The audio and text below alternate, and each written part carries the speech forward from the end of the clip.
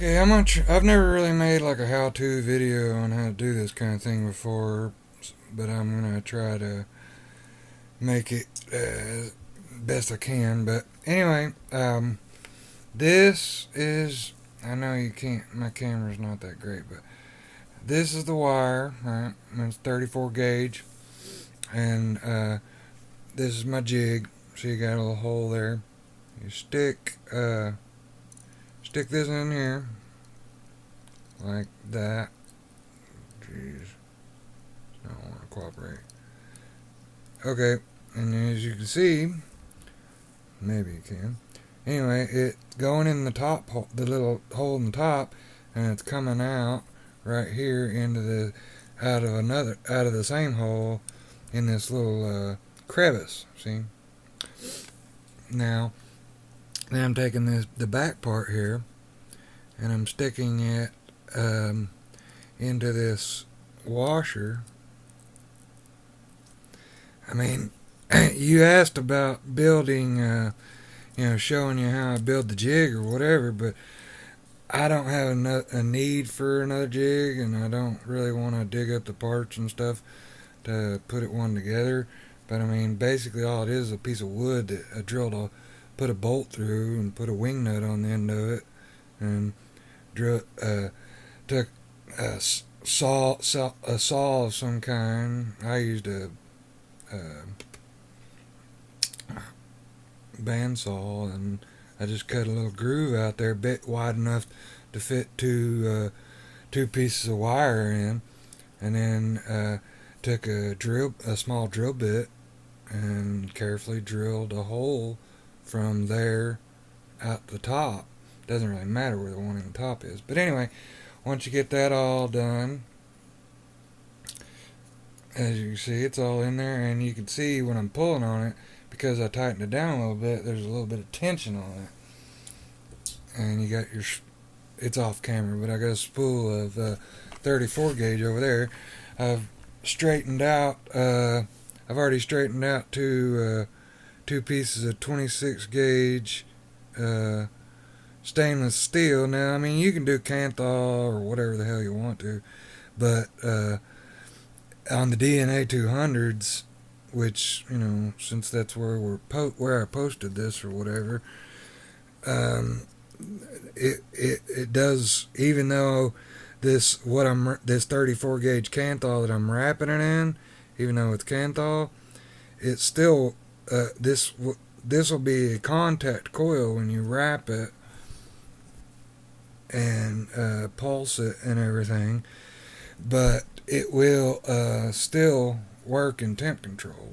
I do it every day.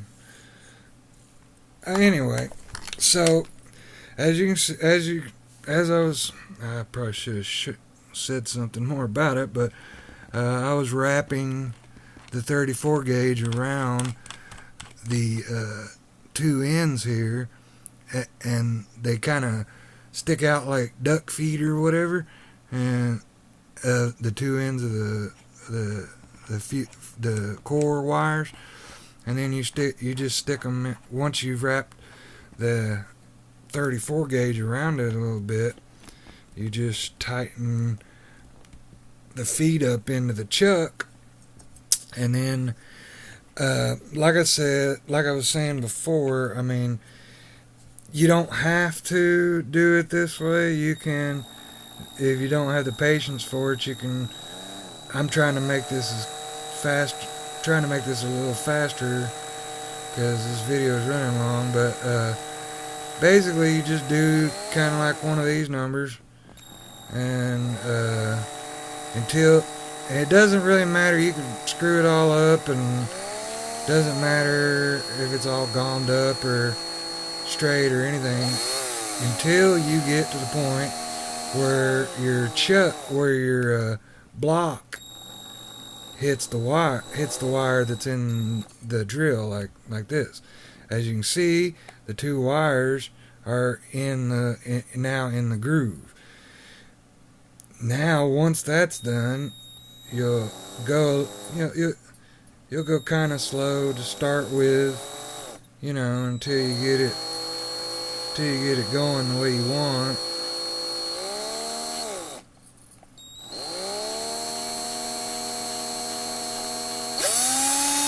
once you get it going,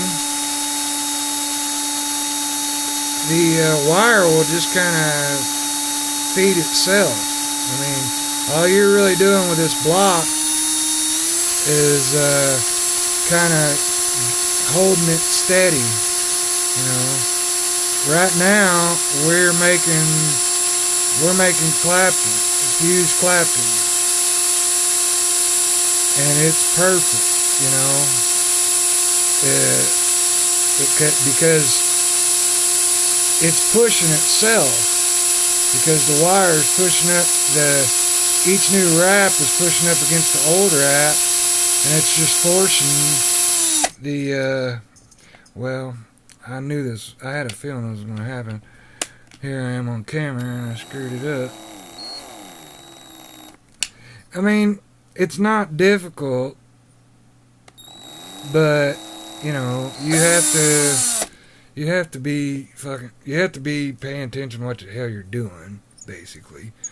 And if you mess up, it can be a problem, especially if you're going up, you know, like I was doing. You saw how fast I was going. I was going pretty high speeds there. But, you know, I messed it up because I wasn't paying attention to what I was doing, and I'm sure you don't want to sit here and watch me try to unravel this bastard.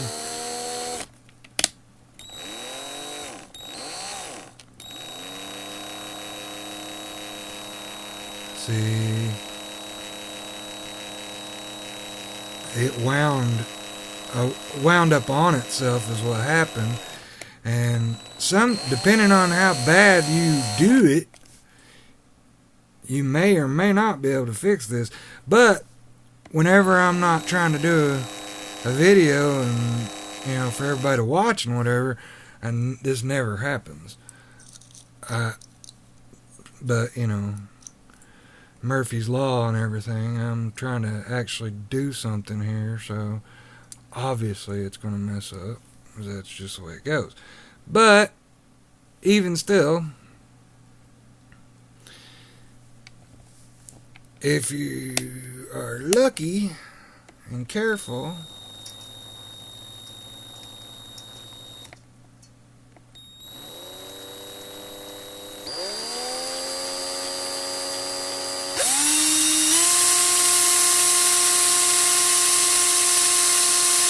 the main thing is that you have to be careful about is you have to make sure that you keep tension on that wire. And as you can see, because of my screw up or whatever, I don't have much tension on the wire, so it's kind of in a weird state at the moment. But once it gets going, the wire gets kind of taut, and like I was doing before the mess up, it's just scooting right along, no problem at all.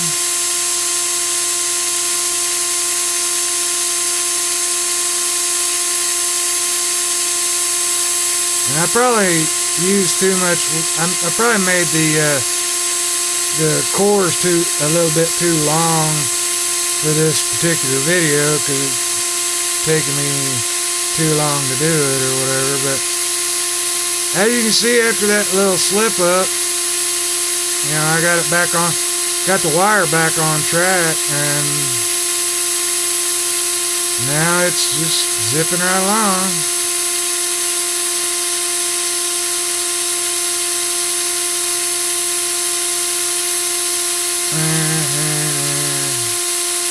I know this is boring to watch, but you asked for it, so here it is.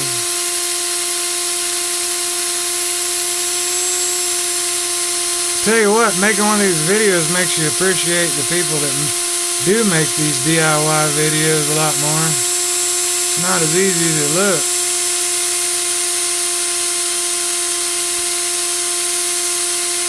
But I'm getting near the end of the wire now. And this is one of the things that I kind of like about using my little chop block, when I get to the end, unlike, a lot of other things that you do in this industry, check it out. I didn't have to snap the wire or anything. It snapped it all by itself. And as you can see, the wire, if you look, you see how those little bumps and whatever? That's actually twists in the wire. So what you do, I probably shouldn't have unchucked it, but you chuck it back up like so. And generally, when you do ones this long, because that's pretty long, this is the biggest pain in the butt. And I don't care if you use that little jig that costs $20 or whatever, it's going to do this regardless. And the only way it's not going to do this is if you do the method where you put it on those spinny chain links and whatever. And I don't have that, so anyway, but I generally go about halfway up because there's lots of little kinks in it, and hold it with the pliers, and then you just run your drill,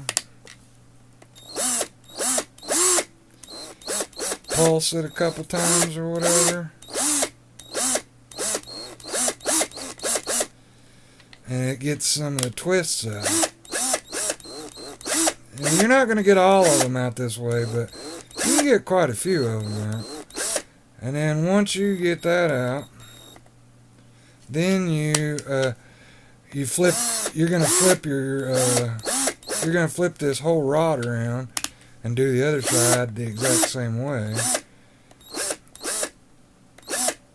And all you can do is the best you can do. I mean, if you can't get all the kinks out, it's not the end of the world, because I, for one, have never been able to get all the kinks out you doing this method. What you have to do is after you do both sides like that, I'll try to show you here. If you can see how those little white bumps? Those are all twists in the wire. Now look down here at the bottom where I just did that. See how there's very few, just up there at the top and whatever. What you're going to need to do after that is, after you flip it around and do the other side the same way, what you're going to do is you're going to come in with 2 pairs of pliers like that, and you'll just hold it like that and twist it until you get one flat strip all from top to bottom. And like I said, you won't get nearly as many twists if you don't do a wire that's that long. You do one half as short. You don't need one this long to do just a dual coil, because chances are, depending on unless you're running mech mods or something, you're going to be running, if you're going to do it on temperature control or regulated vape, you're going to want to get your ohms above, like, I don't know, 2 ohm, 0.2 ohms, 0.15 ohms is a little bit. You got to also remember, I'm using stainless steel as my core, so my ohms are going to be a lot lower. If you use Kanthal, your ohms will be a little higher, just because it's Kanthal. That alone will make the ohms higher. But I find that doing that with this exact setup, if you do 6 wraps of this, it comes out to like 1.17 ohms, and 6 wraps will fit your RTAs. And if you want to do it on like something like a Twisted Messes or something like that, you can get your ohms up quite a bit higher by doing like 11 wraps or something crazy like that. But keep in mind, this is 28 gauge stainless steel, so it's quite a bit smaller than a lot of people use. typically, when claptons first came out, people talked about doing, if you look them up on eBay, people that sell pre-made ones and whatever, generally it's like 24 gauge Canthal, which that in itself has a much higher ohm rating, and wrapped in 34 or something. So I just wrapped. This is what I wrap because I generally do temp control, and if I'm going to make a coil, even if I'm making it for a video, I want to make something that I'm going to use. But I want to show you, give you an example. This is the exact same thing. It's just in, let's see, where's my camera? Okay. This is the exact same thing. It's just coiled up or whatever. God, that looks awful on this camera.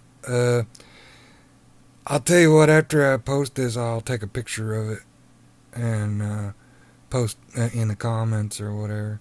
But anyway, it makes what I generally like to do after I straighten this out is I like to stick it on an anvil or some type of hard metal and take a little hammer and tap on it and just keep tapping on it till you get through the whole thing. And when you get done and you start wrapping it, it kind of makes the, I don't know how much you know about this, but it kind of makes it look like the Caterpillar track clapton. And I get really good flavor off of it, and it doesn't cost me anything, and each into their own. I'm not perfect. This is the bit. This is just me screwing around in my house or whatever. But I like it. I like the flavor of it. It's better than anything I've ever tried. And I mean, you could get better in like a staple Clapton build or fused staple Clapton build or alien wire or whatever. But all that stuff is when you get all that stuff is beyond what you're doing. This is like the beginning stages of getting into the crazy builds and stuff. If you can't do a fused Clapton, don't even try to do anything else beyond that. Because, and truthfully, even if you can do alien wire and those staggered Claptons and blah blah blah blah, anything above a fused Clapton or a regular Clapton, it becomes so complicated and so difficult to do that it's really not worth messing with. It's going to be negligible differences, in flavor and cloud production and whatever. And it's mostly for show, honestly, in my opinion. I mean, there's going to be some people who probably argue with me, but that's how I feel about it. But, and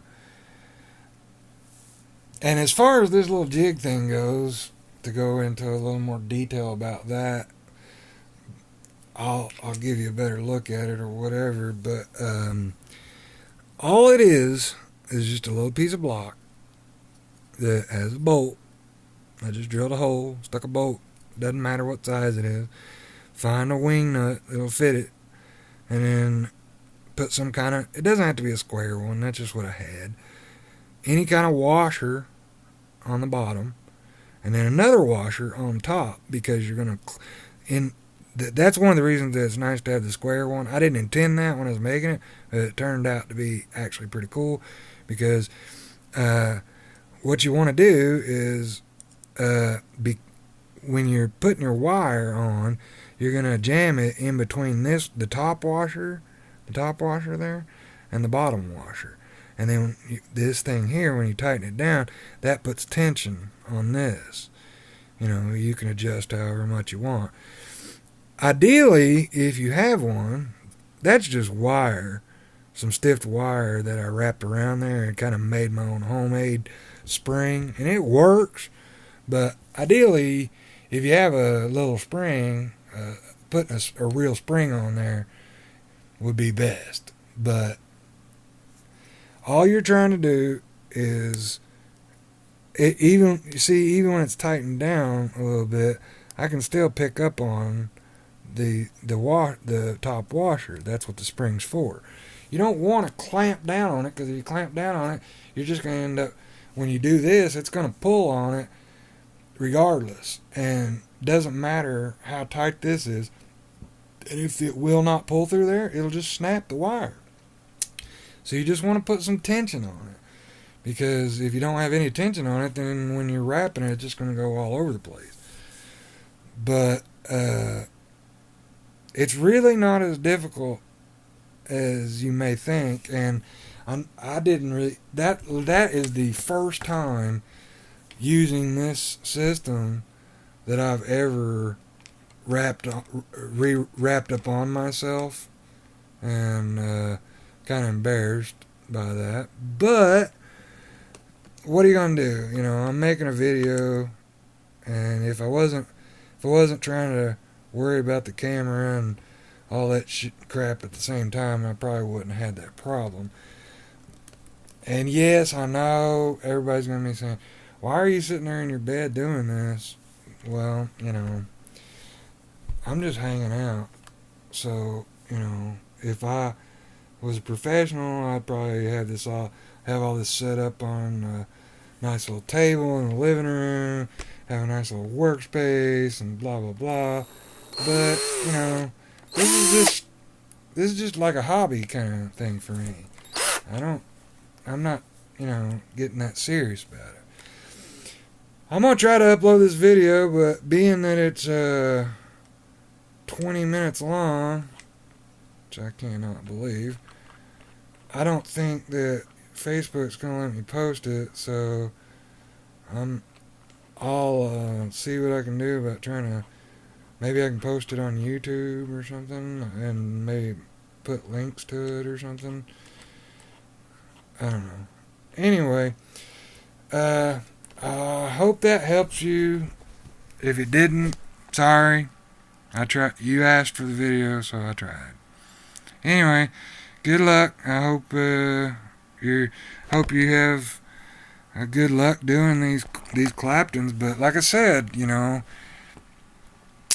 I make these things all day long. You know, I make these things anytime I need them. I got claptons all, you know, here, all this. These are regular. These two here are regular claptons. You know, that's just one wire with another wire wrapped around it. You know, it's I make these, you know, for myself, and it doesn't cost me any money, and it's not as difficult as you think. Nobody taught me how to do it. I just watched a YouTube video and saw somebody, and that's what I was also going to tell you. There's YouTube videos of guys, professionals, you know, that invented the alien wire and blah blah blah and whatever, and they can teach you a hell of a lot better than I can, and their videos are better and edited and all that.